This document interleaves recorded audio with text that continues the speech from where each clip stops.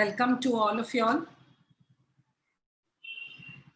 Welcome to the panelists of today. Also, welcome to all the viewers of YouTube today and later. Matushri Manibai Shivji Devji KVO Kanya Karuni Fund, which is Sanchalit by KVO Sthanapwasi Mahajan, welcomes you all to this webinar of today. I would just like to give an introduction of KVO Sthanapwasi Mahajan Sanchalit Matushri Manibai Shivji Devji Kanya Karuni Fund. It is an organization which is more than 53 years old.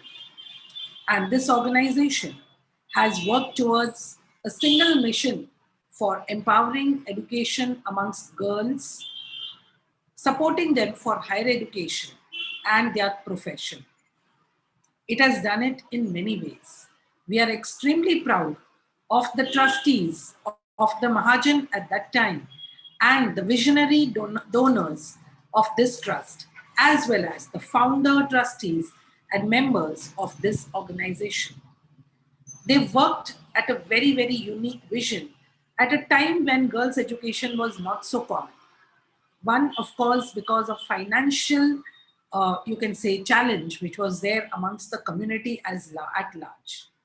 The second reason was also the mindset, where women were expected to remain in the walls of the home, within the home, and they were confined to rearing children, cooking for the family, and looking at other household chores. It was obvious that parents did not feel the need for higher education. But as time advanced, and as many women started dreaming also for an education for themselves, for their own growth and development, and of course, some of them also for a profession. It was at that time when our society thought differently and instituted this trust called Matushri Manibai Shivji Devji Kanya Karuni Fund under the aegis of the KVO Sthanapwasi Mahajan. And it did it with great pride. And even today, this vision continues to remain because the challenges may have changed. Some of the challenges still remain the same. Of course, today, every woman almost in the KVO community, graduates or postgraduates, definitely goes in for some education. But however, financial challenges are still there amongst the young girls for an education. And therefore, to meet these challenges, to help support the women for a better education, this organization continues to give interest-free loans to the students. Besides that, it also supports women in the form of guidance. It gives them guidance in careers, also during seminars, through one-to-one counseling, and through many other ways. It invites a gamut of visionaries and experts from the KVO community and the non-KVO community, from academics and industry, who come with their large experience and expertise and who share all that with the students. Not only that, they offer internships, placements, and mentor them throughout the period if any student approaches them, continues to approach them. These have been the core activities of this organization. Besides that, we've had training programs conducted all over Mumbai. These training programs are in soft skills, training women for an education which she may have lost because she did not have the opportunity to go to an institution formally. Or it could be that it's been time ahead and she may have lost the touch with education and the latest happenings in the society and the world. So to update her with the skills, we do conduct various programs on soft skills and hard skill training in central suburbs, western suburb, central Mumbai and South Mumbai. Not only that, also besides that, we have very prestigious projects.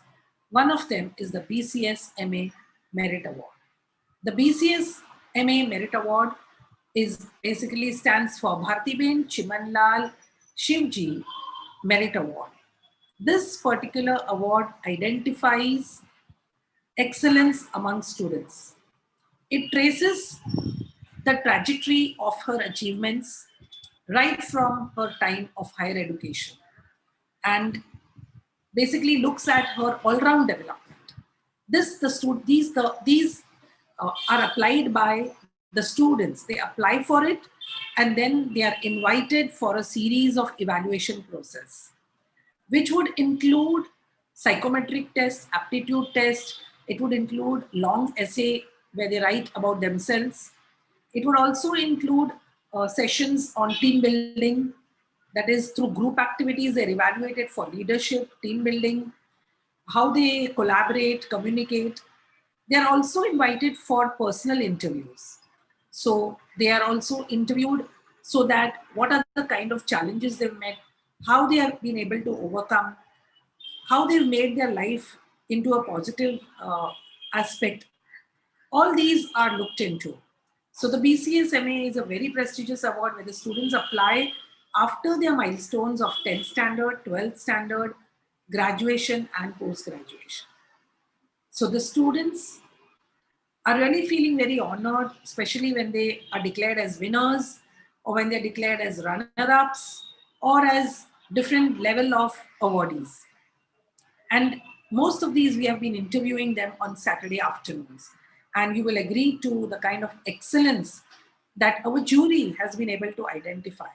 The jury encompasses both the KVO and the non-KVO, and they're all very brilliant category, the high profile, but who have also worked at the grassroots, who understand the challenges that every student faces, which are different for each one. So the BCSMA award is a very, very meritorious award, and therefore we are also very happy and proud of it. We have already been doing it since 7 years. The next project that I would like to mention about is the Prince Merit Award, which was instituted by Shrimati Kalaben Mahendrabhai Chheda Prince Parivar, which is to acknowledge and award merit to those students who have already secured admission or who are studying in prestigious premier institutes and universities at a national and international level. So this also gives them an additional recognition.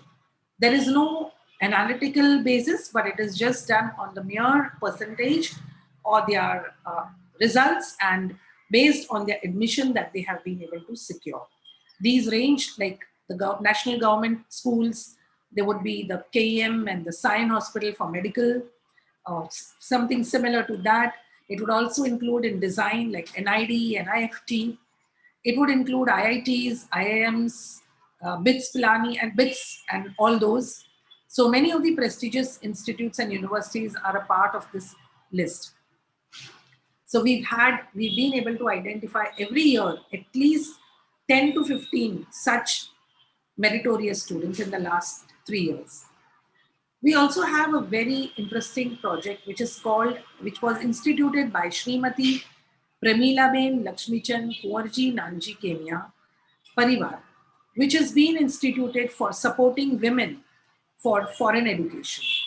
So this is mainly for supporting their dreams for foreign education in any country, especially for their masters. We support the students while they're going for their masters. And this is also a loan scholarship. So the student pays back after 3-4 years. She starts repaying back during her studies, and the major part she repays back later. So these are the 3 important projects. I would like to talk to you all about our lockdown stories. These are the stories that we have created, that we have initiated during the pandemic. And during the pandemic, while most of us were confined to the house and sitting with distress because of the uncertain times in future, we definitely thought that it was the right time to educate ourselves, to educate the society, and to grow our soft and hard skills.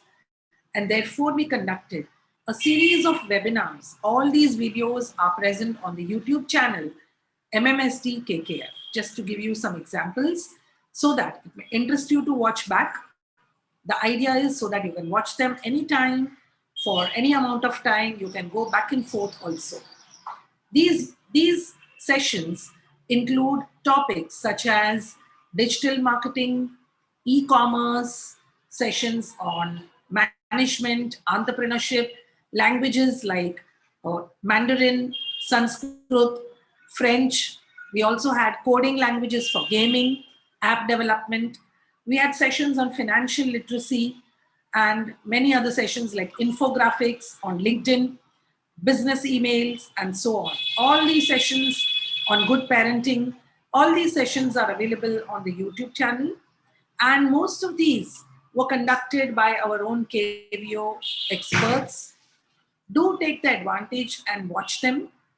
They are all for you. And of course, they were live telecasted, but they have been open for public thereafter. So do take the maximum advantage of these programs. On Saturday and Sunday, we have interesting events.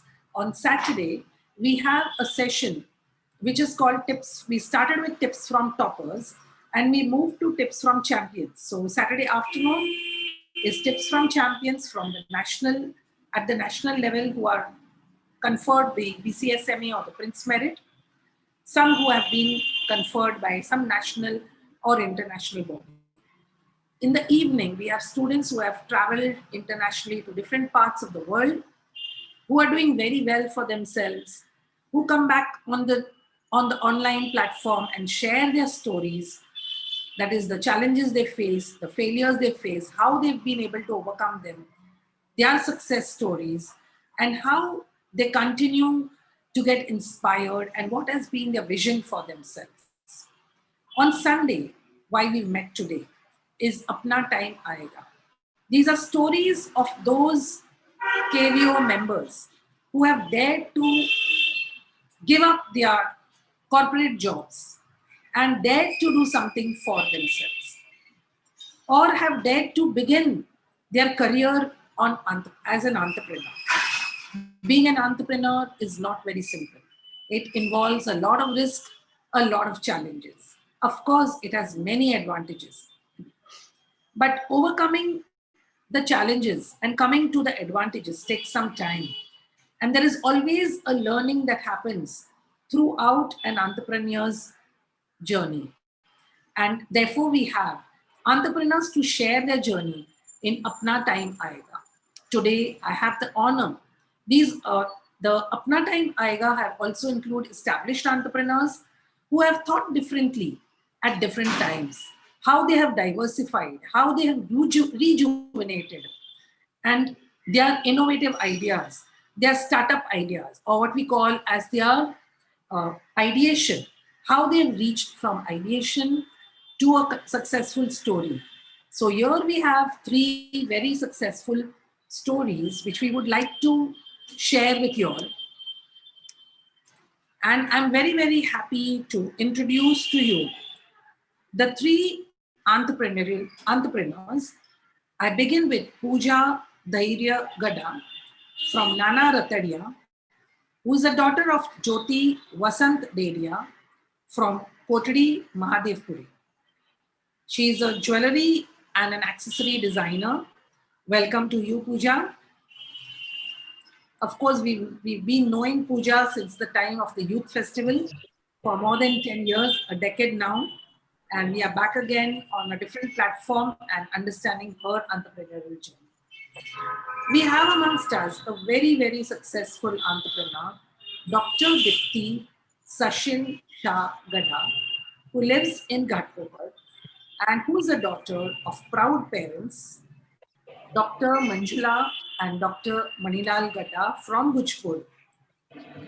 She is, of course, in the psychiatric field, and she has a very different story and a very different journey, may have been one of the initial person in this particular journey. And I welcome you, Dipti. Her parents, thank you, Ilabin. And we are extremely proud because we are very casual with the parents, so we always take help from them whenever they require, both of them being doctors and have been of immense support to all of us, including Dipti herself. So I welcome you. Thanks. You have Dr. Sejal Ankit Gogri, who is a physiotherapist from village Gundala, who lives in Matunga, and she is the daughter of Kokila Ben Sanjay Beda from village Merao. She's a master's in physiotherapy. We welcome you, Dr. Sejal. Sejal also has a different kind of a journey. And although there are so many physiotherapists, but there is always a need for more and more and more. And I'm sure during this pandemic period, both Dipti and Sejal have had a lot of work to do, working with kids and working with patients. It has been a very different journey. I would definitely urge you all to share that part of the story also, the pandemic story also. Welcome to you, Sejal. So, can we begin? Because I'm not giving much of your introduction. I know that in your journey shared, that will be included. So, Dipti, can we begin with you? Sorry, Pooja. Pooja, can we begin with you? Yes, ma'am. Just be a little louder. Am I audible now? Yeah.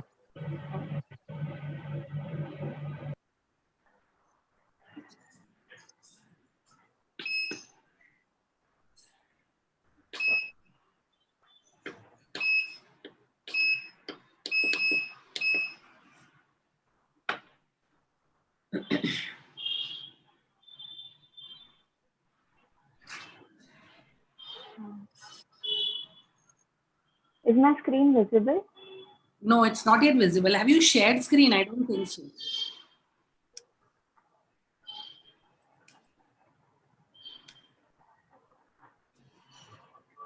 You will need to share screen. Yeah. Okay. Yeah, now we can see your screen. Just go to view show. Yeah, perfect. Go ahead. Hello, good evening, everyone, and welcome. Namaste.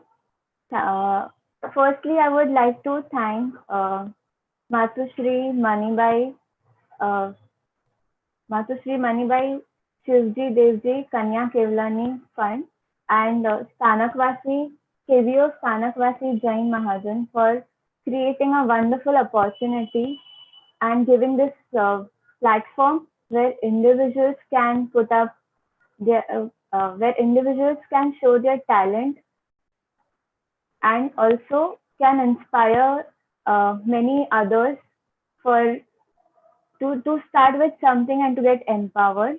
Also, I would like to thank Dr. Ela Dedia for giving opportunity to be present at this event today.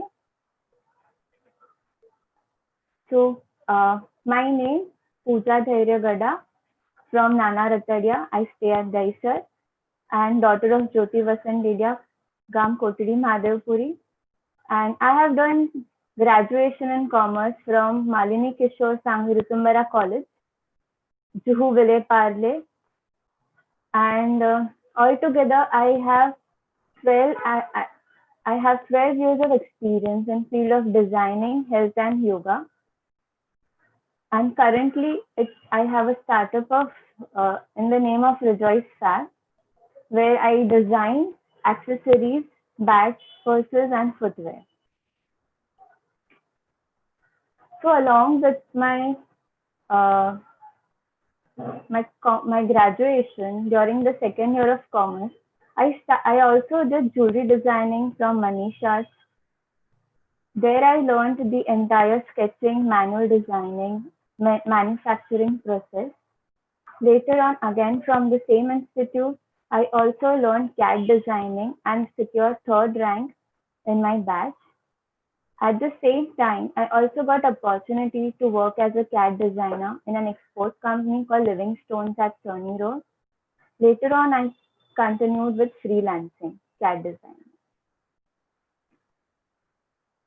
These are few of my sketches.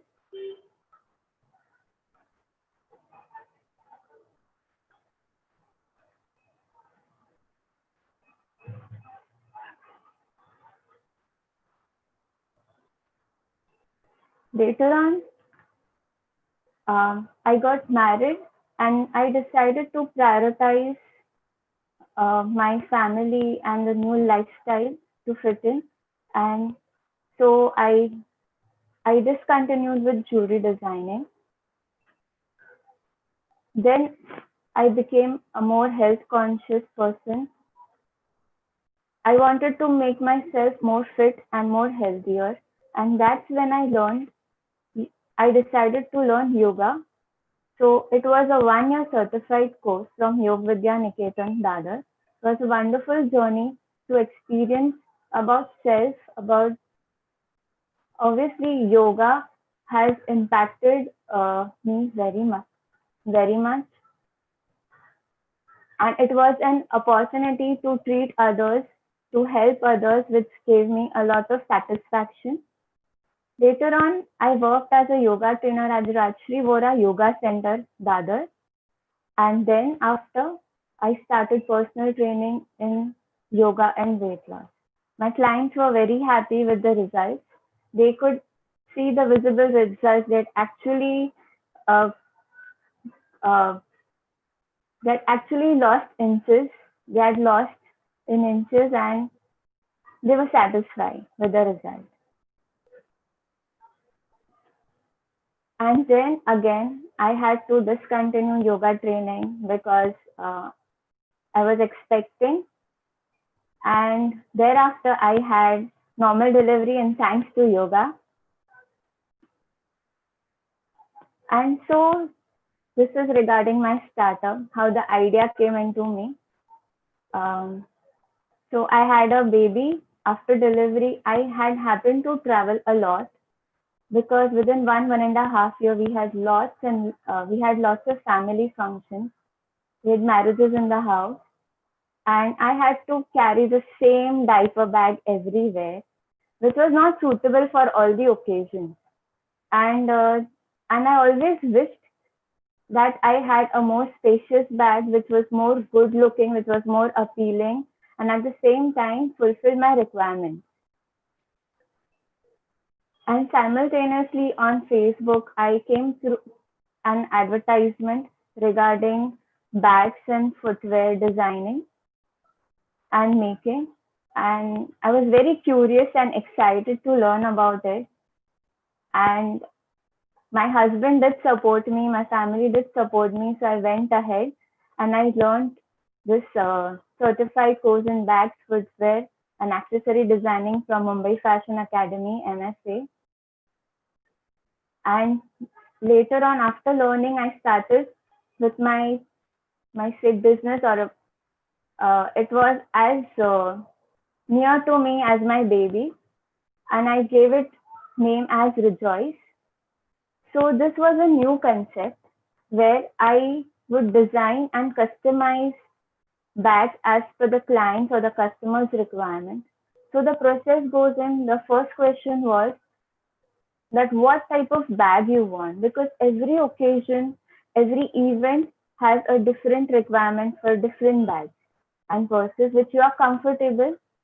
So be it party wear, office wear, formal, casual, daily, which goes on ethnic wear. So these are the categories. Then the second question comes is, what all things you need to carry in the bag. And so accordingly, I create compartments in space because I have seen that many professionals have to carry laptop or folders of files like designers like me, and they end up carrying 2-3 bags, which is not comfortable to travel. And that's how this concept was. After Later on, I also participated in various exhibitions across Mumbai. I had to explain each and every person that how this concept is. I got lovely response. People liked the idea and they appreciated the designs. A few designs which I had made, they liked my collection. Here are a few designs of the bags.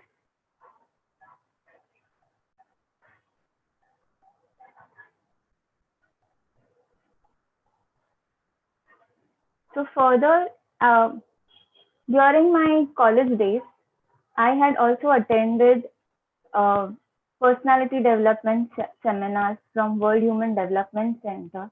And there I had a dream, I had a vision to have various businesses. I wanted to be an entrepreneur. And slowly and steadily, bits and all the bits started falling in place. And my vision, I could get more nearer to my vision. So firstly, my vision is I want to develop a plant-based vegan leather. This leather is free from animal cruelty. It is eco-friendly. It gets decomposed easily and has the same feel of the natural leather. This will definitely create a win-win situation because it is good for the nature and good for, I mean, it is and it can create luxurious products for individuals. Secondly is I want to create a store where people can just walk in and they can get themselves, they can get footwear, accessories, and bags designed by us. And looking forward to work with many creative people to make a creative team and to fulfill this vision. So in this journey up till now, the insight what I have gained is firstly to believe in yourself because believing in yourself is the first and the last thing that pushes you to do or to move ahead in life. My second thing is learn and earn from what you learn. So learning should never stop. Learning should be a continuous process. It upgrades knowledge and the current technologies and the current situations. And you can reinvest in your own self and get to another level. Third thing is consistency. I shifted from jewelry to yoga to bag designing, but I was consistent and now it is that I'm getting to see my vision in front of me. As I said earlier, in bits and pieces, it is getting fulfilled and definitely will be in future. And lastly, I would like to thank my beautiful family, my husband and my friends, and all those mentors and teachers who have been a part of this journey. Thank you so much.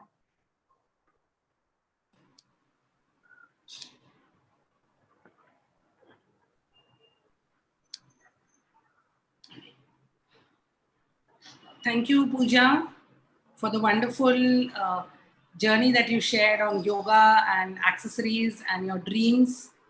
Just to inform you that yes, the vegan leather is available. The plant source of leather is available. Maybe you need to explore it. Yes, Dr. Dipti, can we have you now?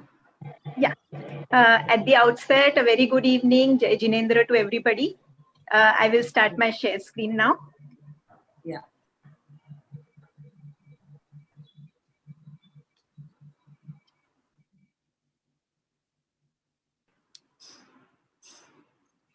Okay. So I think a huge round of applause first to KVO Sthanakwasi Jain Mahajan and obviously Matushri Maniben Shivji Devji Kanya Kedavdi Fund. I don't think any other community in the world would be so supportive to their young members. The way we have had vision from our community, I think it is just absolutely remarkable. If we were a live audience, I would have definitely asked everybody to give a huge round of applause. But I'm sure you all can definitely put your comments in the chat box for this amazing institute, which has done wonders for so many women students, girl students, and taken them places. Thank you, congratulations, and salutations to this institute. And of course, Ilaben, she works so relentlessly. I get messages from her at 3 a.m. in the morning. I don't know when she rests and when she sleeps. And thank you for inviting me here today to share my journey. I don't think anybody else will ever give me this opportunity. I talk a lot on so many subjects, but talking about myself is probably a first for me also. So thank you. Starting with my journey, I would like to call my journey as a journey from self to society and a journey from success to satisfaction. And as I go along, I think you will understand why I'm saying so. Let us begin with my academic journey.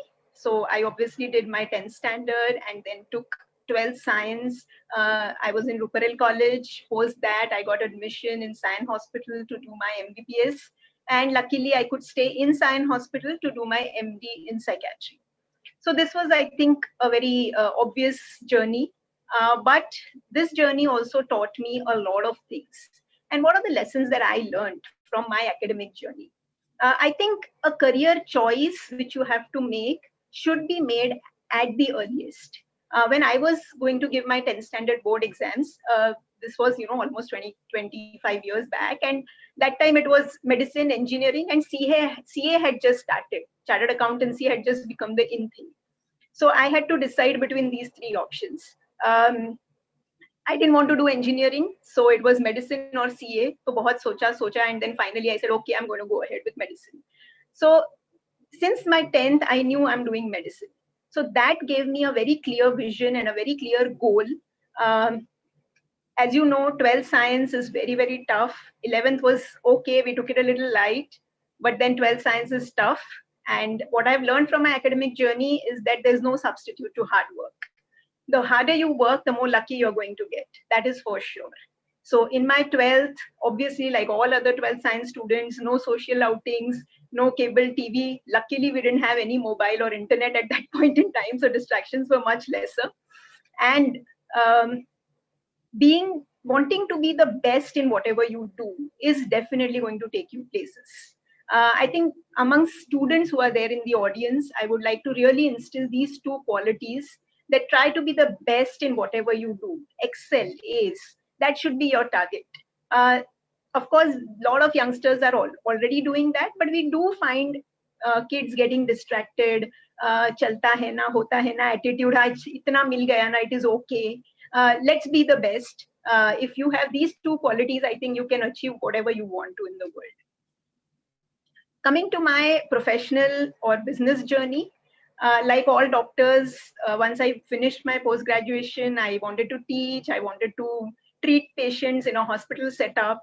So I became a lecturer at the Dr. D.Y. Patil Medical College at Nerul in Navi Mumbai. I worked there for 3 years, but I think there was that kachi business kida in me, where I was not satisfied with working at an organization. I felt something was amiss. I didn't want to work under anybody. I wanted to be my boss. And I also had a small private practice at that time in a rental clinic. And I started feeling that there are a lot of lacunae in mental health delivery. And one of the passionate subject for me was child psychiatry, because I very clearly believe that prevention is better than cure. And if we are able to catch kids having mental health issues, then I'm sure we are going to be able to prevent them from becoming adults with mental health issues. So putting all these things in mind, looking at feasibility, I found that almost in the entire city of Mumbai, there was no comprehensive center which delivered all type of mental health. And that's how became the birth of Grooming Minds. That is my baby, Grooming Minds. It is a super specialty brain center. Main idea being that all mental health services under one roof.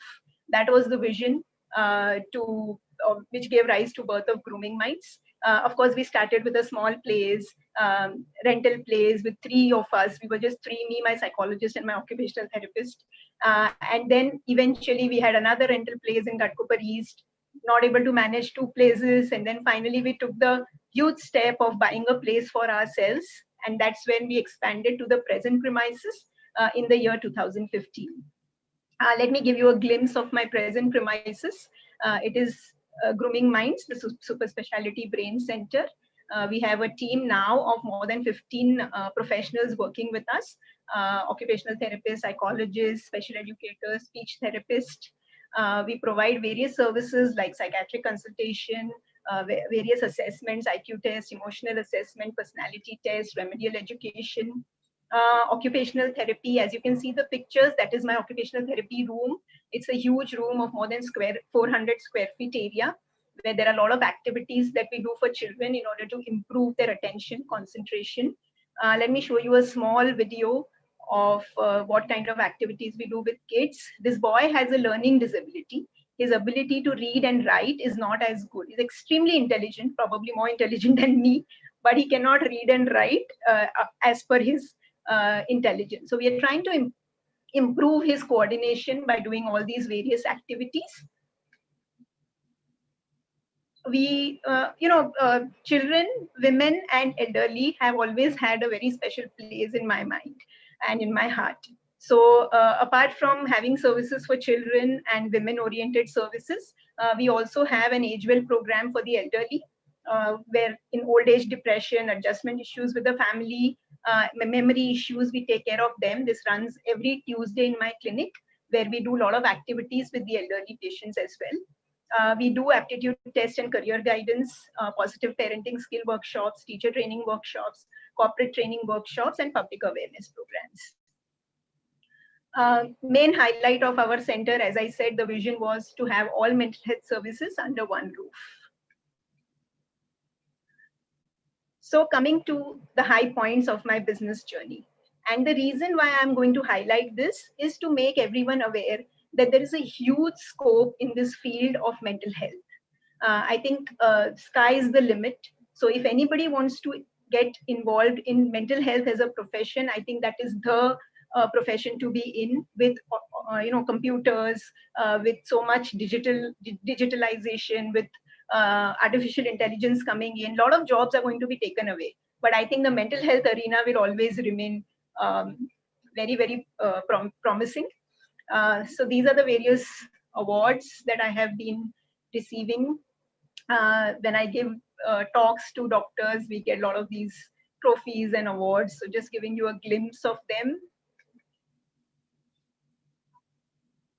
So as an expert in media, so this was a show on TV9.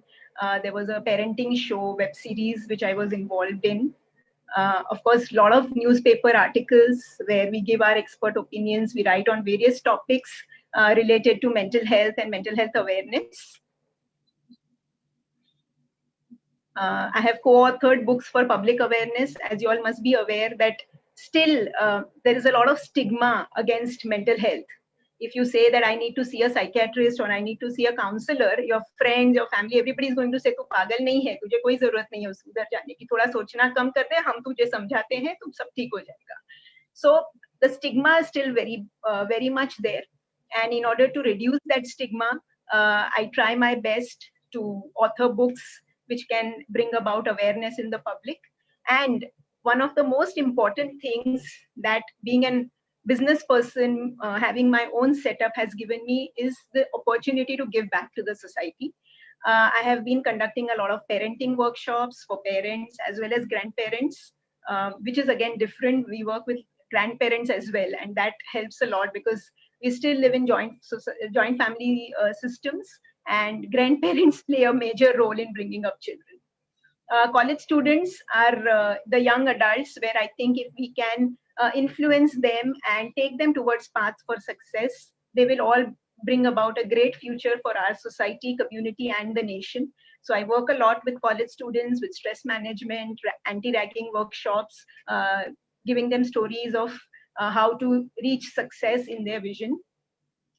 Also, I work with different types of professionals like the police personnel, teachers, and doctors, of course, both non-psychiatrists as well as psychiatrists. And this is my favorite. Obviously, KVO has been a huge part of my journey.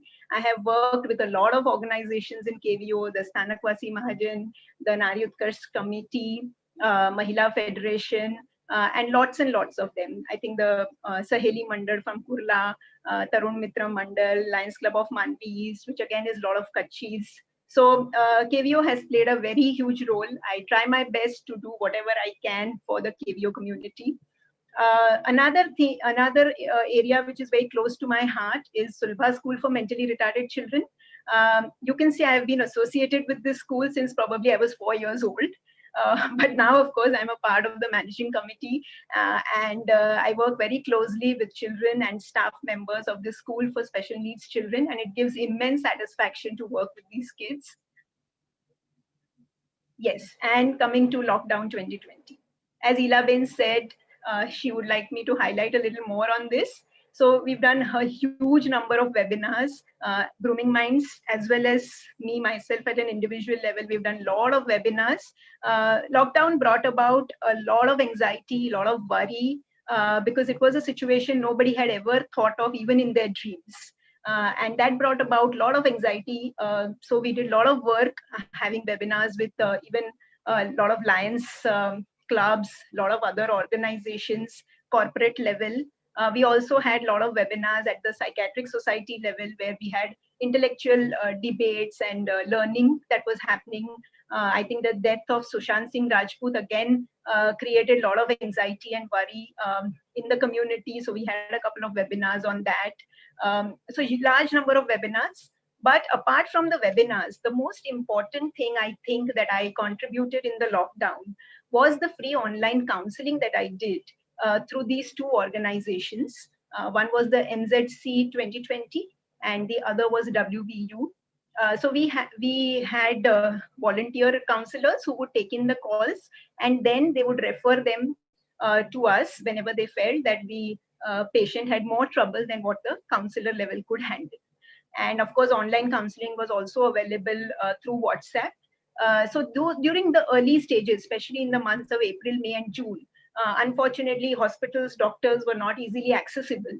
And at that time, doing this online counseling sessions helped a lot. And in a day, I was able to reach almost 20-25 people whom I could help through this online counseling.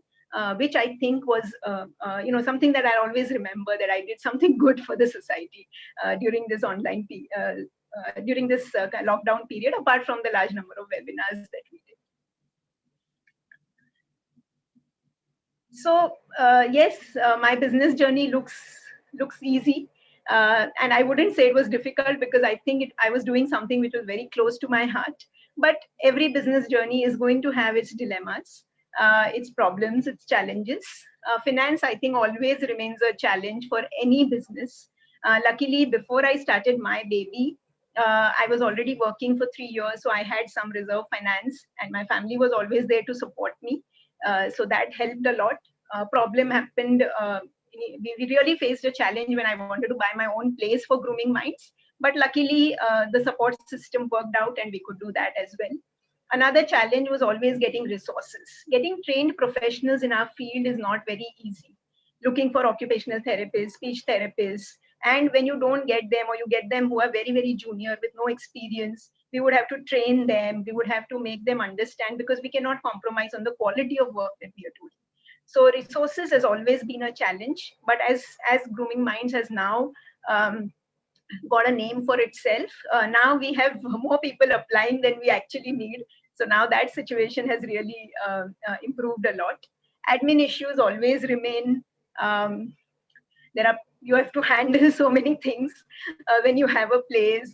People keep complaining, aapke patients humko pareshan karte hain. So right from there to a lot of other admin issues, which I think is a part of any business journey. And how do you deal with the challenges? Okay, which are the factors which help me to sustain my business model? First, I think my business model is coming out of passion. My goal is very clear to me, so that is a huge plus in sustaining my business model. Knowing my strengths and weaknesses, and whichever areas are my weaknesses, like managing finances, or if I have to go and buy a place and talk to a builder, I can absolutely not do that. So I have taken help of my friends, family, to help me in these areas. I think people, at least from the KVO, can easily rely on people who will help them, a lot of well-wishers. I get immense satisfaction from the kind of work I do. If I'm sitting in my clinic, seeing patients from morning 9 o'clock to say 3, 4 without having lunch or a cup of tea, I'm still okay. Nothing bothers me, because I think I'm doing what I really like. So that gives immense satisfaction.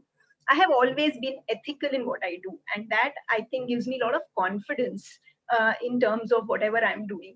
And the stress level remains very low when you're ethical. Hard work is something which is always going to work. I have a very, very good support system, friends, family, and that, I think, as they say that behind every successful man, there is a woman. So similarly, behind every woman, there's a successful man and an entire family behind her. So I think support system is required for any success story, be it a male or a female. And because I'm contributing to the well-being of the society, trying to make some small changes in the society through the workshops that we do. I think that again gives me a lot of pleasure and it gives me a lot of inspiration to continue the work that I'm doing. Yes, my support system, my husband, my daughter, my parents, my in-laws, my sister, brother-in-law, they've always been there, and I can just talk to any one of them and get all my problems solved. And another support system that I have is my team. They all consider Grooming Minds as their own baby. They are more worried if anything goes wrong than even me. So a huge thank you to my team, which has always been very, very supportive. Thank you all for patiently listening to my story and my journey. Thank you once again. 11, I'm done. Yeah, if you can just stop share. Yes.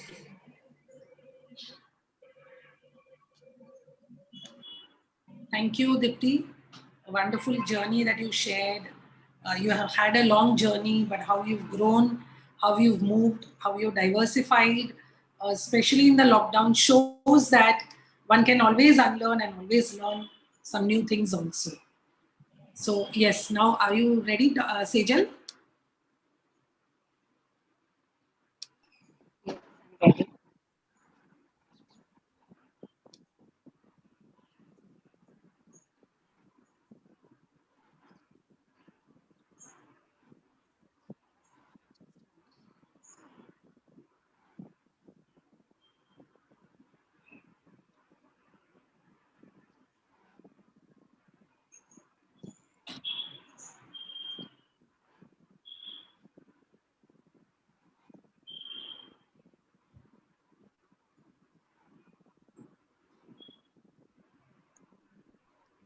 Yeah, Is it visible? yeah, it's visible. Thank you, Ilabir.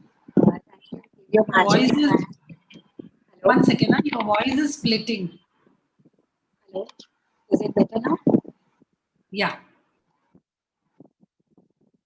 First of all, I would like to thank KVO Sanapasi Margin and Matushri Manibai Shivji Devji Kanya Kedabri Fund, and especially to you, Dr. Leela ma'am, for letting me share my journey here. Thanks for this opportunity. I would like to start my presentation with a small quote. Decide what you want, believe you can have it, believe you deserve it, believe it's possible for you. A very famous quote from The Secret book, if you've read. If you believe in yourself, the universe will start to rearrange itself to make it happen for you. I've especially experienced it in my life several times, so I really wanted to share it as a first slide of my presentation. My journey in a nutshell is on the screen in front of you. Schooling and junior college was done by 2008. I was relatively good student, always a topper, secured 90% of my 10th and got walking admission in India. It was pretty smooth till then. Being a scholar child, everyone would like, you'll be the doctor. After the doctor, you can and I wanted to be a gynae. Applied for CET, but that was the first setback you can say in my life that I did not really score that well in CET. can you take out the earphones? Maybe it'll get better. Okay, I'll try. Is it better now? Yeah, it's Okay. So after that, I was really depressed, what to do, what not to do. I didn't want to do any MBBS from any college. So I wanted the best college for whatever course I decide to do. And I was getting physiotherapy in KEM hospital. Dentistry was never an option. So second was physiotherapy and I was getting in KEM, which is one of the best institution. So I decided to go for it. And in 4 years of journey in KEM, I was in complete awe of physiotherapy. The KEM is like Hogwarts, it's a magical place. Right from the infrastructure, the Victorian built up, right from the faculty, number of departments, you just name it and it has it. So I was in completely love with physiotherapy, and in 6 months of internship, I had seen almost all aspects of physiotherapy, which were prevalent at that time. Now, of course, we have multiple other options, which is sports and antenatal, postnatal, community physiotherapy, which were not so common at that time. So the main three options that were available were musculoskeletal, that is knee pain, back pain that we generally know about. The other was neuro, and the third was cardiorespiratory, which appealed to me more. And I had my small research on that in my internship. So I was more inclined towards cardiorespiratory since then. To take it up as a full course, like master's course, I wanted to do the ground research. So I had 6 months before I had to appear for CET for masters. And I did internship at Asian Heart Institute, HN Reliance, and I understood the practical aspect of it, which was uh, going on at that time. And there were lacunae, but it was coming up. It was upcoming branch, and it had a lot of scope of improvement. So I decided to go for it. The master's course was 3 years. The process of admission was again the same. You had to appear for CET, and depending on the rank, you will get the college and the guide. Uh, but during the KEM for 4 years, 4.5 years, I had realized that if I want to do masters, I wanted to do in cardiorespiratory only, and I wanted to do it under Maria ma'am only. Okay, that was not really that easy because, of course, it had a process. You could just not select your guide or the college. But since I showed you like the first slide, if you believe it in strongly, the universe will unfold itself, and it will adjust itself for you. So the student of Mariam, which was allotted, she was there for 3 rounds, and then in the last round, she just left, which has never happened before. Like in the history, it has never happened. And then the last round was offline. Out of 10 students that were going to come that day, I was the second one, and the first one didn't turn up. So I don't know what to call it, but I feel it's the strong desire in me, which landed up me there, exactly where I wanted. In 3 years journey, of course, I learned a lot from Maria ma'am, from KEM, from cardiorespiratory department that had to offer. I learned leadership skills apart from clinical. I learned passion and compassion from BAM. Always putting patient's concern first was her priority, and as is mine now. After those 3 years journey, I was more than willing to step in the practical world. I was third in university. Finding job wasn't that difficult. I worked in Asian Heart. I worked in Breach Candy, but the kind of cardiorespiratory practice there was not really sufficient. There was always lacunae. I was feeling that void. The kind of service that I can provide is much more than the potential was not being utilized up to the mark. We had to do all sort of physiotherapy, and the time constraint was always there. Short time, many patients, so you could not really give justice to the patient and the kind of therapy that you would do in a hospital setup. Always running around here and there was not really a thing that I would want to do. In the short while I got my first break at Dr. Anil Poddal's clinic, he was very dynamic, believing in exercise by himself. So we started cardiac rehab there. So I got the opportunity to set up the whole department there right from the scratch. So that was the first big break in 2016 that I got. And right from the planning, purchasing, execution, everything I had to manage along with him. And that was really a good experience that helped me for my clinic as well. But even there, he was a cardiologist, so more of the patients were cardiac. So again, the pulmonary part I was missing. Also, the source of patients, inflow from the patients was only from him. Since I was already attached to a doctor, getting patients from other doctors was not possible there. So, the entrepreneur mindset was already there that, I want to have my own clinic someday. But just that I wanted to wait till I get married. So, the place constraint would not be there, relocation and stuff. If I want to be at some place, I want to be there for a long time. So, uh, uh, and in the meanwhile, I also started consulting at Kotak Mahindra Bank as a consultant physiotherapist and ergonomist. So there, my role was twice a week and only for the employees of the Kotak Mahindra Bank. And because of the sitting postures and continuously working on a laptop and computer, they would have a lot of aches and pains. So that was just to break the monotonous and job. Like cardiorespiratory was completely different field, and this was a bit of corporate culture. So it was exciting and new, so I decided to join in, and I'm still there. It's a beautiful journey.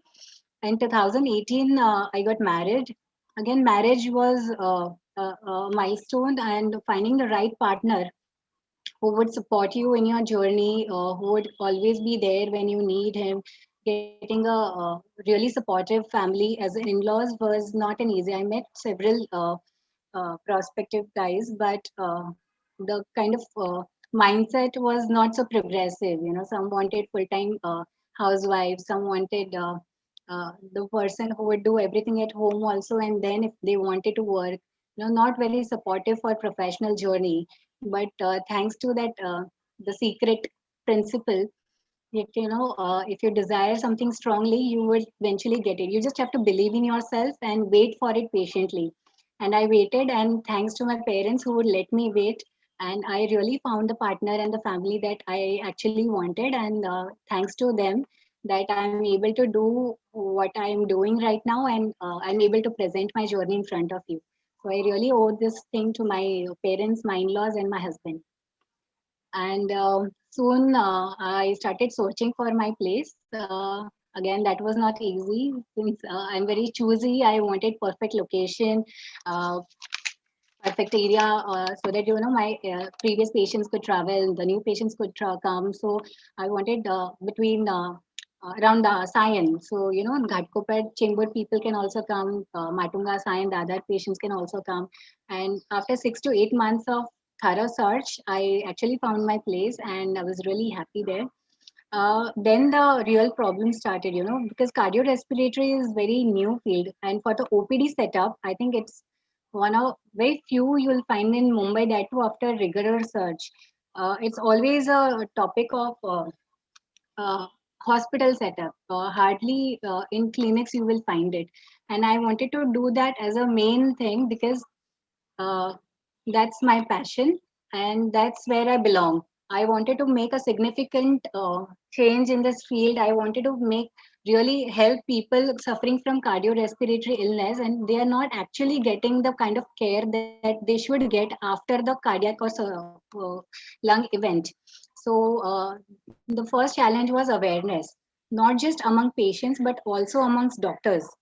So many times I had to convince the doctors about the benefits of cardiorespiratory physiotherapist, right from the family physician till the specialist also. The acceptance was not really much. I had to show them research papers. I had to show them pre-post journey of my patients. Slowly, their attitude changed. I had to meet them not once or twice, but several times before they started sending one patient.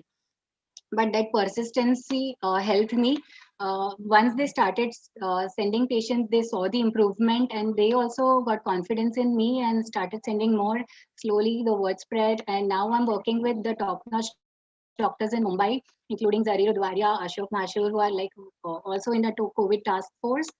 And a lot of people, doctors from Hindoja, Wokat, Bhatia Hospital, Patient Heart also are recommending patients now, and all my appointments are full. So, the journey was, although not very smooth, in just 2.5 months of my practice, uh, there was lockdown.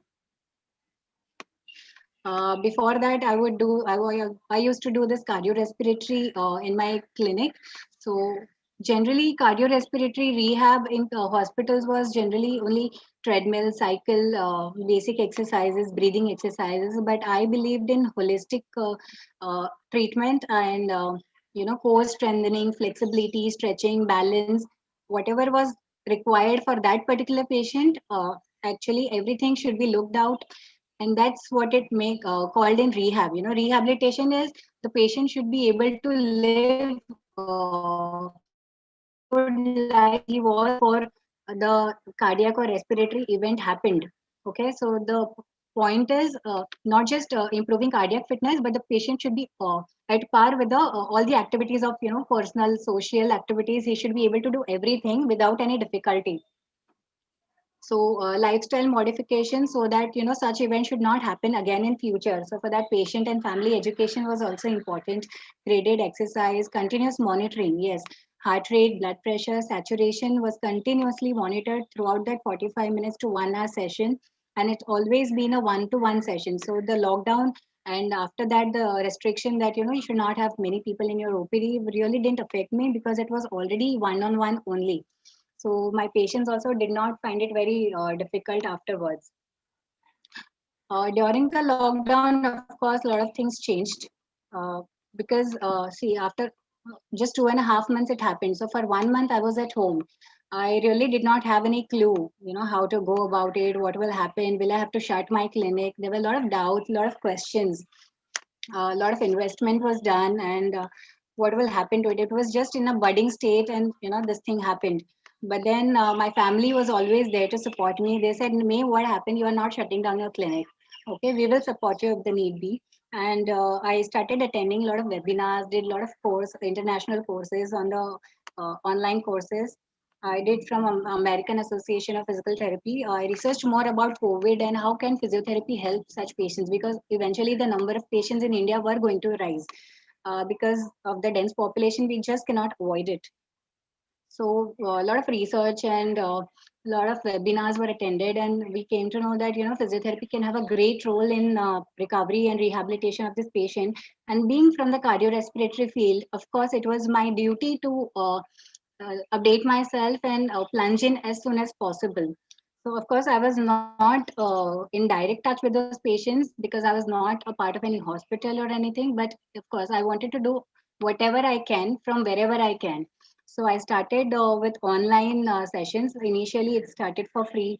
I did a lot of with Kach Yuvak Sang, KVO Mahajan. I did a lot of personal free virtual camps, a lot of advertisement, and a lot of Facebook post, and awareness posts were created during this lockdown. So those who cannot come to clinic can also be benefited, and a lot of preventive posts were shared. A lot of exercises, so that such things don't happen.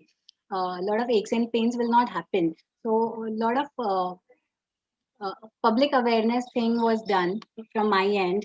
So that was, I think, the best utilization of free time at that time. And a lot of innovative and creative exercise regime were to thought about, because when you're not directly in front of patient and you do not have the kind of equipments at home that we have in clinic, so how to get the best results in that atmosphere, we would require a lot of brainstorming and a lot of creativity. So those programs were thought about, those exercises were thought about without treadmill cycle and weights and all. How would you do at home? So that was done. Uh, but one thing the lockdown taught me was being grateful. Whatever situation it be, we were grateful to have friends and family around you for support. We were able to sustain through those difficult times, and we were able to appreciate what we have. Other people were struggling for two-time food, struggling to relocate, struggling to pay their rents, and we were so fortunate, so that we were comfortably living in that house. So that gratefulness I really learned during this lockdown period. And after lockdown, these are my COVID drops. Successfully COVID. They've come out from COVID successfully. Their journey was really beautiful, right from being on supplemental O2. They were taking at 5-6 liters per minute. That much of oxygen they were taking. From there to off O2 means they could successfully wean off from oxygen with the help of rehab. From inability to reach washroom, just 10 steps away, they were not able to go to the washroom. Saturation would drop below 85, and they were really breathless. And from there, they reached to walking 10,000 plus steps per day. Okay, that was really mind blowing. From difficulty getting up from chair without support, just a simple activity like getting up from chair was that difficult initially. From there, they started climbing stairs. That too, not just one story, but couple of floors.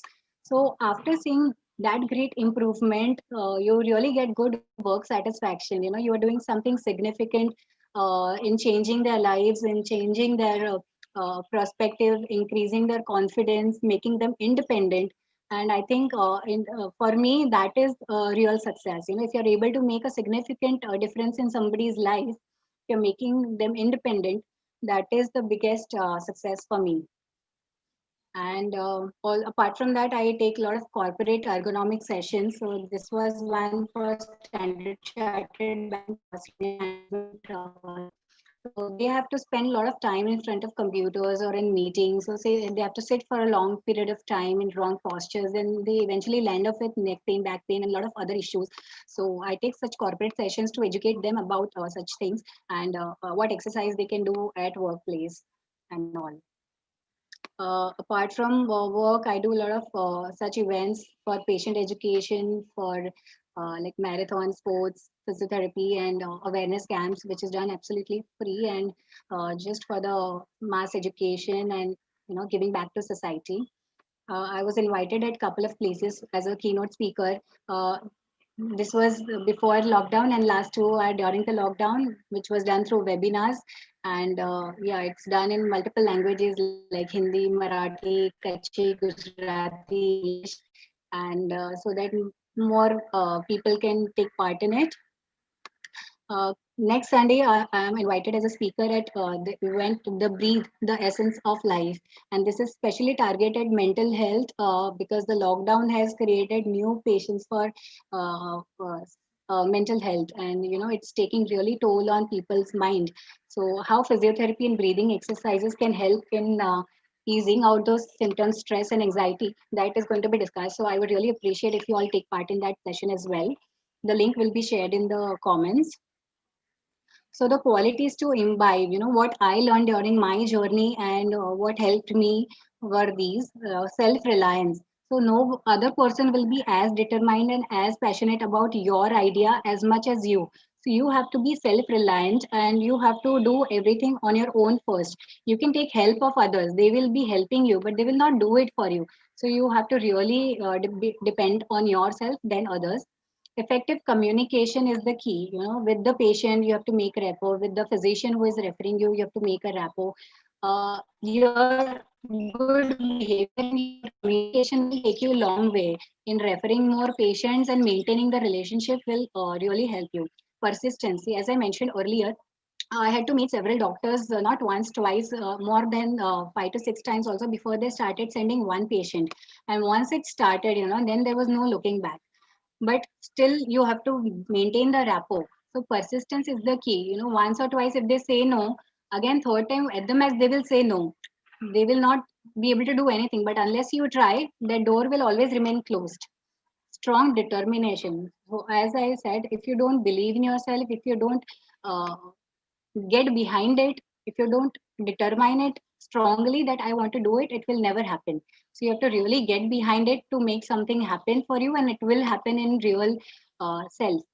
Keep learning. So learning should never stop, be it any field, any business. Learning should never stop. You have to keep on updating yourself, otherwise you will be left behind, because things are changing every second, every minute. So you have to keep up to date with the recent trends, and then only you will stay in the market, otherwise you will be thrown out of the race. Good networking is the key. So every new person you meet may not be from your field, but will open the doors of new opportunity for you. So for networking, don't just stick to your known people or your area. So I have met doctors from different places, not just Sion or Matunga, but I went to all the hospitals, I tried LinkedIn, I tried Facebook, and even though I've not met several doctors, they are sending me patients right now. And some of the doctors have approached me from their end. So I have not approached them. They have approached me that, Madam, you are doing pulmonary rehab and I really want you to help my patients. So that's how good networking is going to help you. Social media, of course, it is going to help you reach broader audience. And of course, you have to give value to your content, not just advertise, but give real help to the prospective audience, so that they look up to you with trust and as a knowledgeable person, and not just someone who is here to make money. So you really have to give back to society. So you have to give valuable content and help people solve their problems. Then you will get the patients for life. Hard work is no replacement. You have to work hard. You have to go places, meet people, work hard for whatever business or whatever clinic you are working at. There is no replacement for it. And of course, last but not the least, gratitude. the key to happy life is gratitude. If you are successful but not, if you are not grateful for what you have, then you will never be happy and never be content. So gratitude is a must, and you have to have that quality. So this was my journey. Thanks for listening patiently. And this is my address and contact number. For any query, for any guidance, if you want, you can feel free to contact me. Thank you.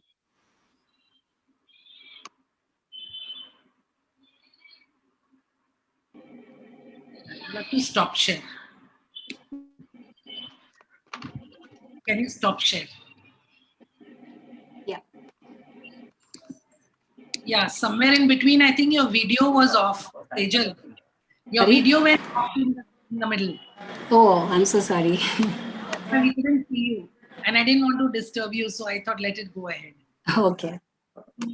Anyway, it was a very good journey, very focused journey, very inspiring journey. I'm sure many physiotherapists or other therapists would also be able to gain a lot of ideation from your work. Thank you. Before I start my question, I have a question from Sanjay Bhai for Pooja. And the question, Sanjay Bhai is the donor trustee of this organization. And his question to Pooja is your first start of jewelry design. Then your second startup was yoga. And currently is purses. What was the reason for not opting for the first two startups? How much time spent in each startup? Am I audible? Yeah, you're on. Yeah. So, jewelry designing.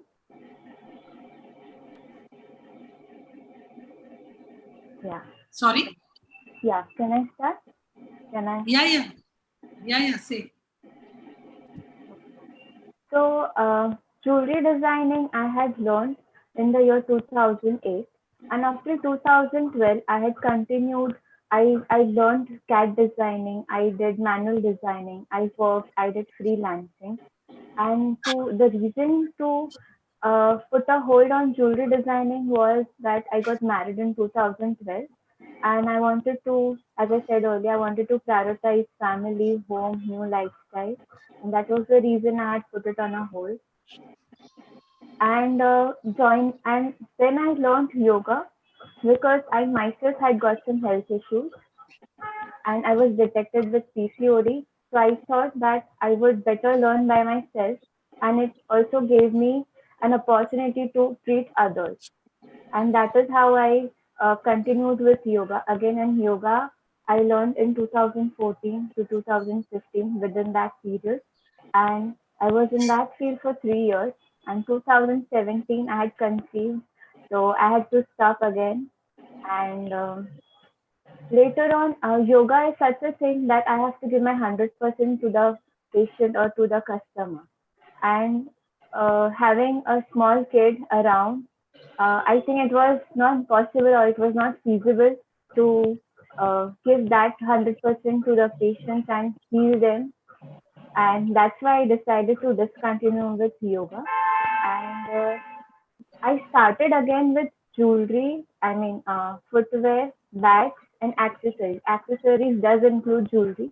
Very soon, it will get into jewelry and footwear.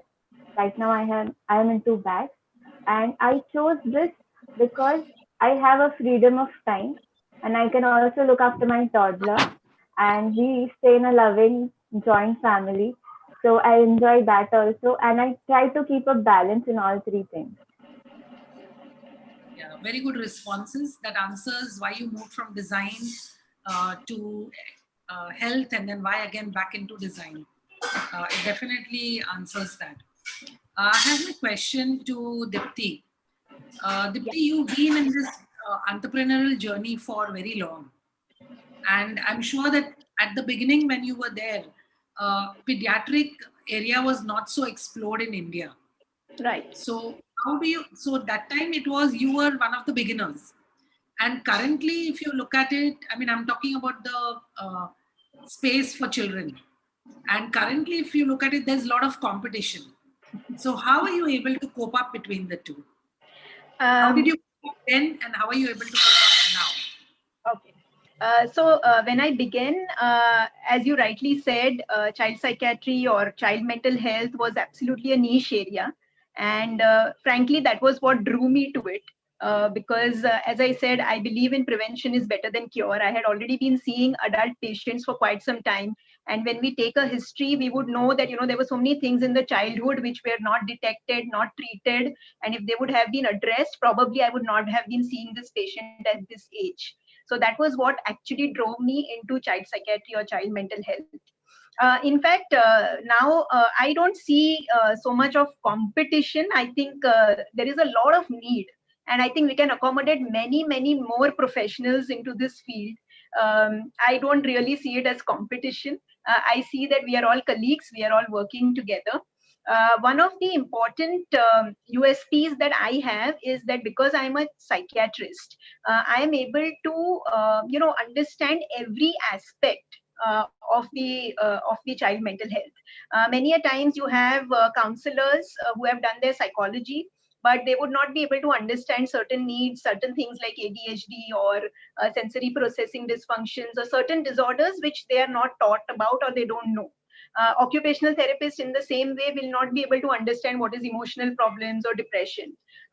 So I think as a psychiatrist, I am able to understand the entire gamut of problems which a child can face through. I am able to address parents' issues much better because I can understand, detect what are the parent mental health issues.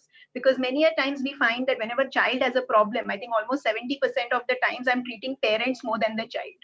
So that I am able to do much better because I'm from the mental health field background as a psychiatrist, because my training gives me an advantage over other people in this. And I think because I started early, so when there wasn't much competition, so I think Grooming Minds is now a brand, and I don't really have to worry about competition.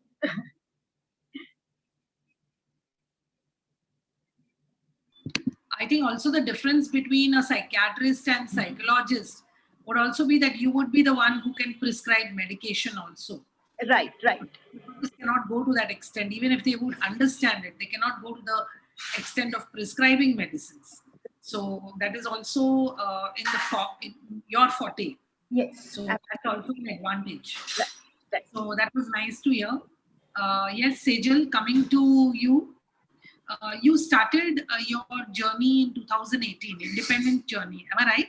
Or 19? What was it? 18 or 19? I started with my jobs in 2016, and by the end of that year, I started with Dr. Anil Poddar. So that was my first break as a partnership, you can say. And your own entrepreneurial journey. When did you start that? 18 or 19? that's what I'm saying. So that partnership journey was started in 2016 end, but my own clinic started in 2020, January 2020. January 2020. So that is why my question was that it was very sudden. I mean, you just started your journey and then the pandemic has happened. And Yes. you have very wonderfully converted that big challenge into a wonderful opportunity. And the fact that you went to online and you use your PPE kits and your all the sanitization and all that, and you started physically actually handling patients. I think Yes. it's really worth a mention that you've done a great work during the pandemic. Are there any risk factors still involved with you in your profession? Which factors? Risk factors. I didn't get your question. Risk. Is there a risk? Risk factors. Okay. So, of course, yes. Because there are a lot of asymptomatic positives still around us. So that is always going to be risk. I'm already taking temperatures, I'm taking saturation monitoring. I'm asking them whether there is somebody positive in the house or in the family before they come to clinic. But that risk of, being that person positive is still not deniable. So there is always a risk. So I am taking 100% precaution from my end, because I am sanitizing clinic before they come, after they go. I am keeping that 15 minutes only for sanitization between two patients. So of course, I'm having less appointments than before because I have to schedule this part additionally. but that's how it should be. It would be for a few months or maybe a year now. So there is no way about it. So that's what we will have to do it for some time. So, but being active is more important. Being able to treat patient is more important. But still, I would say more than 50% of my appointments now are video consultations because people are also accepting it now. So post-COVID patients are even 80 plus are taking video consultation and happily and able to manage it. Sometimes they have relative with them to guide them. Sometimes they do not, but we are still able to manage it and we are still able to get good results. And because of video consultation, very vast opportunity has opened up because now I have patients not just from Sion, Dadar, Matunga or Ghatpur, but I have patients right from South Bombay to even Kalyan or Panvel, you can say. I have patients from Bangalore, I have patients from Kolkata, Punjab, and even Bahrain. You know, out of India also, I have had patients. So actually, this pandemic has opened new opportunities for us. Yeah, I agree to what you're saying. And there are many congratulatory messages which have come from Asha Gala, Professor Asha Gala, who is a well-wisher, a jury member to our organization. We also have messages from different members.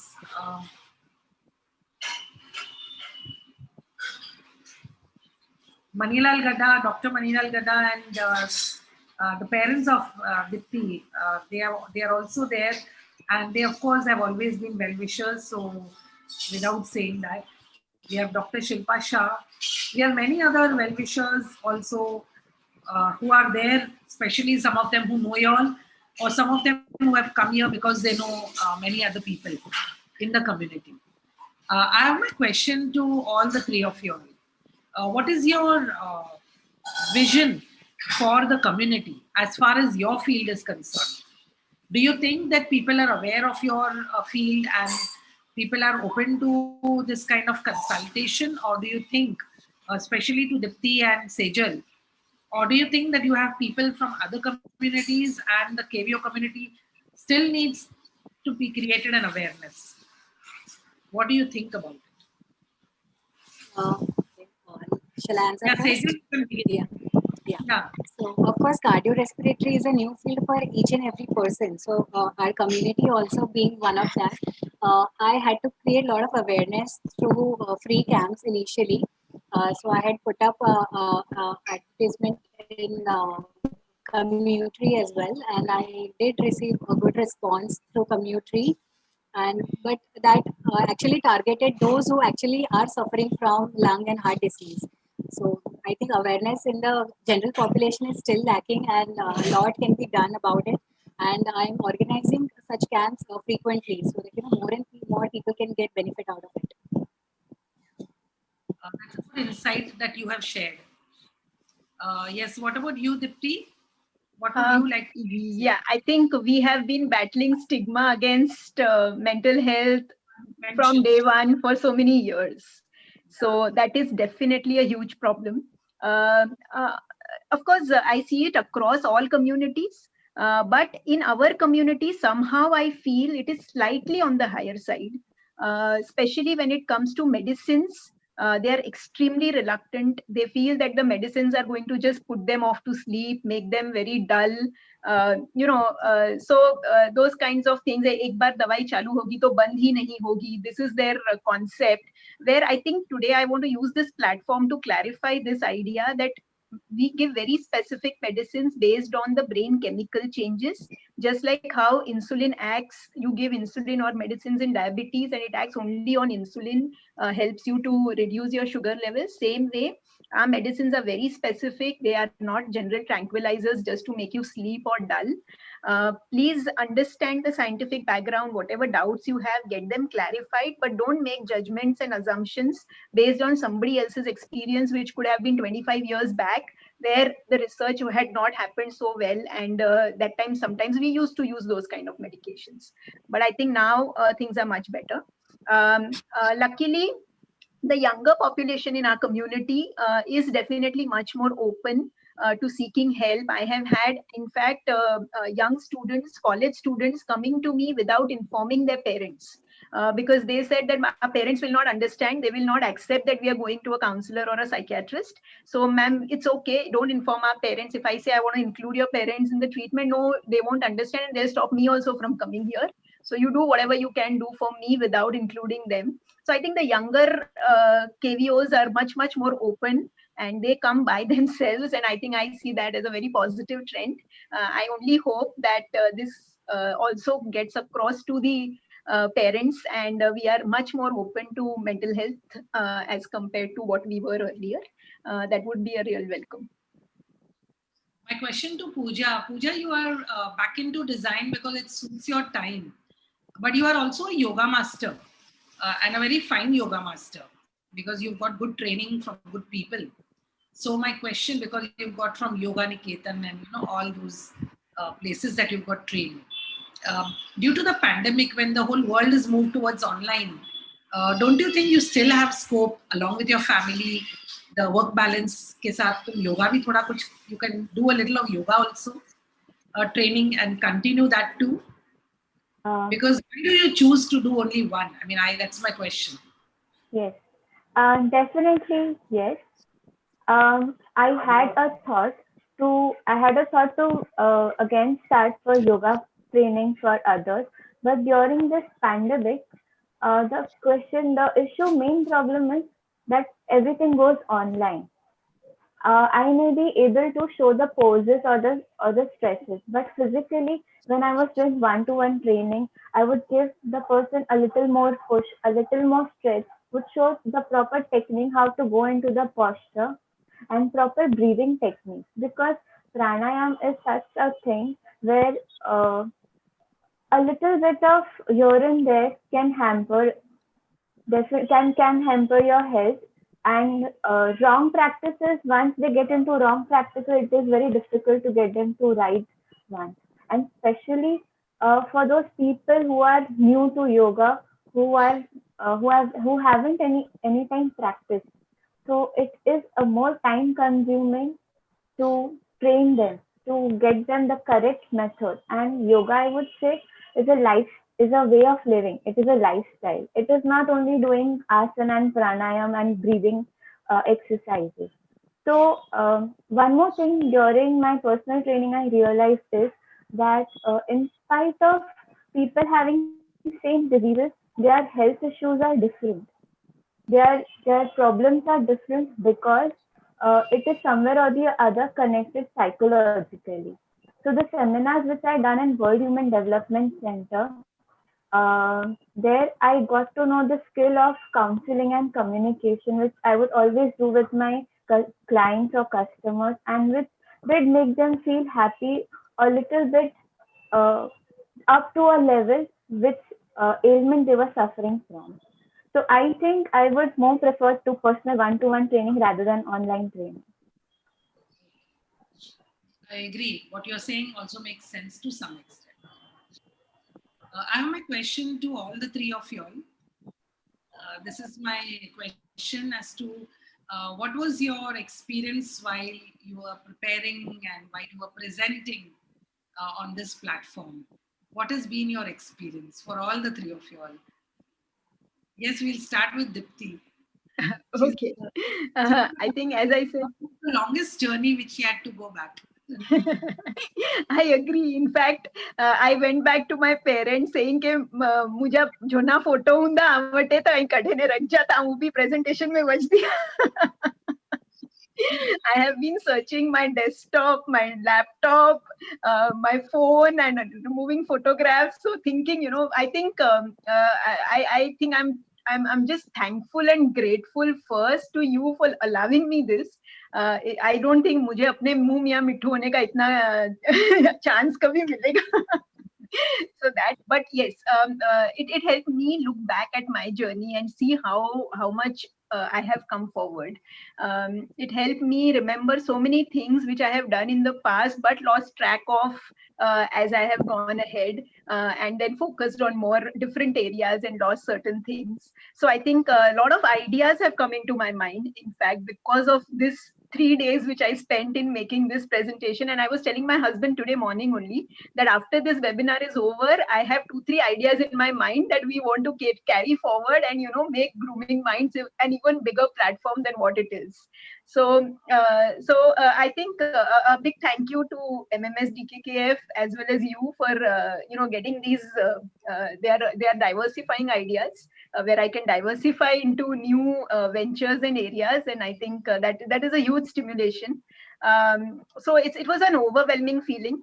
A very, very overwhelming feeling, and I think this is going to be one turning point in my life. I'm sure on that, because I have 2 wonderful ideas which I really want to implement, and I think you're going to be a big factor in another turning point in the life of Grooming Minds. You are a very established psychiatrist, and therefore it is a great honor for us to have you. Let me put it the other way also. So you have also added to a feather to this organization by your presence and your presentation. Thank you for Thank that. you. Thank you so much. Yes, Sejal, can I have you next? Yeah, as Dr. Dipti said rightly, we relived our entire journey again because of you and your organization. So it was really a very delightful journey. Just in 3 days, 30 years came flashback in mind, and again was grateful that I could do this in front of our community people. I could share my experience, my knowledge, and if I could inspire just one person out of everyone, that then also I will feel this as a successful event for myself and my presentation and my time devoted. Also, it brought me back to my school days where I learned a lot from my teachers and other colleagues, and even at KEM. So brought back so many other memories, friends memories, those katta and canteen memories, and small things which were hidden back in the memories. They came fresh again in mind. And of course, I'm very, very thankful to MMST KKF Fund that, bringing up this platform for other entrepreneurs, for motivating them, not just that we are successful at this stage, but this also motivates us to do more and more for our community and other people out there. So thank you very much. Very good. Thank you so much. And we always wish you the best, Sejal. You have been also a wonderful doctor, physiotherapist with great focus. And we wish you also the very best. It was an honor to have you here. Yes, Pooja.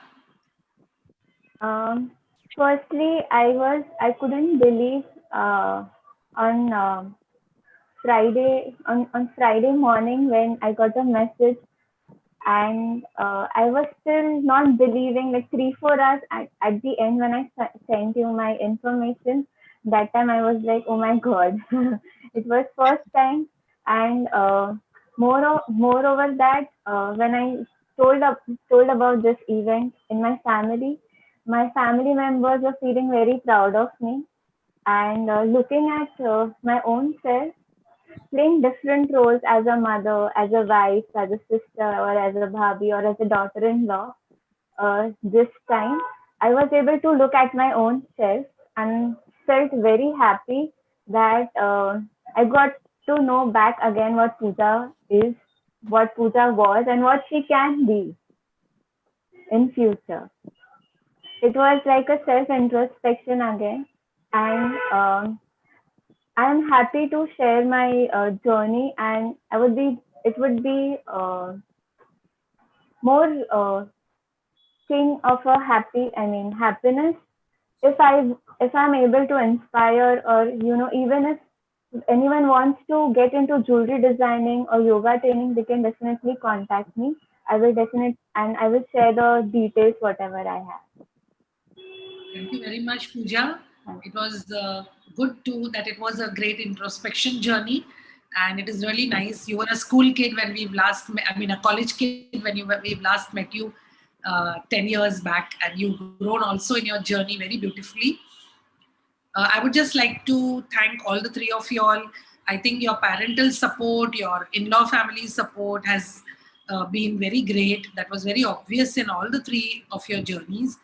And we all wish and pray that it will always remain beautiful, and much more better. Your journey with your own family, your kids also will grow. And I'm sure that your entrepreneurial journey will always be there besides you. And do keep inspiring and contributing to the society as all the three of you all have. And you are always welcome to contribute to MMSD KKF. And I'm sure you would like to be associated. So in some way or the other, we will keep you in the loop. I think Sanjay Bhai is already tied up with Dipti. And I think it applies to all the three of you all the trustees and all the office bearers and the committee would like to have all of you all as resource people to this organization. Thank you very much. Thank you so much. I think it'll be an honor and pleasure from us to be associated with the KVO community in any form. Thank you once again. Thank you very much. Thank you. Thank you. Thank you.